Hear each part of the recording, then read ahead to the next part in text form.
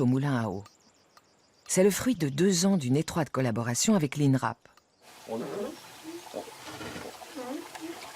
devait les... Tu vas me montrer, des fois, moi, il y a des trucs que je ne reconnais pas, comme ça, tu vas me montrer, comme c'est le métier. Ouais, c'est intéressant. Un trop-plein de l'étang alimente le moulin en eau grâce à un système de vannes et de coursiers en bois.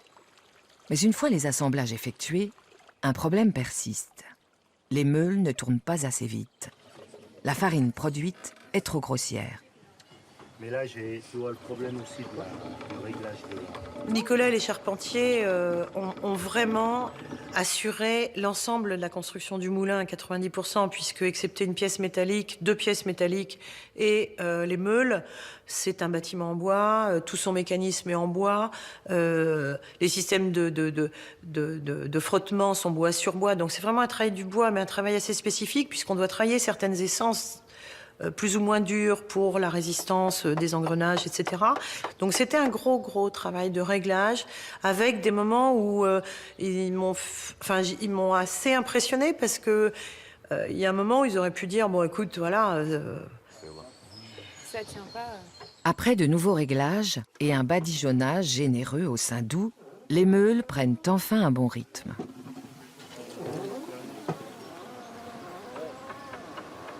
Le moulin est pourvu d'une roue de plus de 2,40 m de diamètre. Elle entraîne un axe qui fait tourner le rouet, doté d'un engrenage, qui à son tour fait tourner la lanterne. Cette lanterne entraîne alors le gros fer qui actionne la meule tournante de près d'1 mètre de diamètre.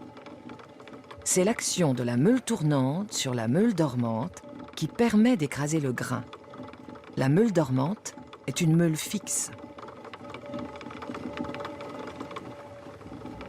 Après de nombreux essais, re-réglages, démontages, etc., les meules ont commencé à bien tourner, mais les meules devaient se culotter, on pourrait dire. Elles devaient arriver à s'affûter pour faire de la farine. Et à la fin, c'est les meuniers qui, petit à petit, sont arrivés avec des farines totalement différentes. Regarde.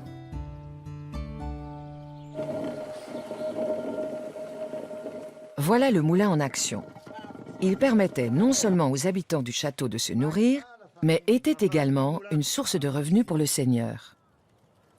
En effet, à l'époque, les paysans devaient y moudre leurs grains et payer une taxe.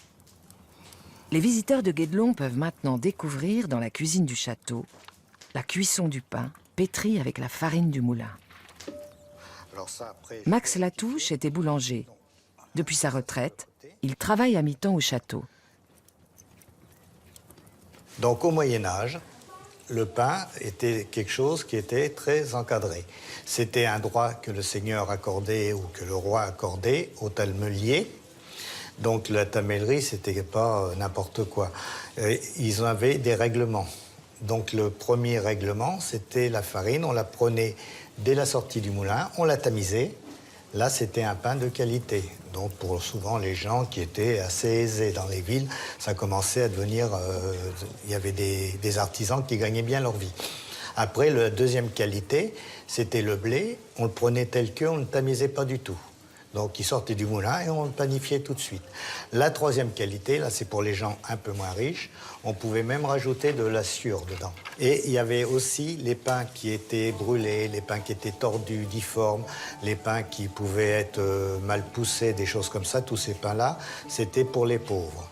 Donc, le boulanger était tenu de le donner aux pauvres ou de le vendre vraiment à bas prix.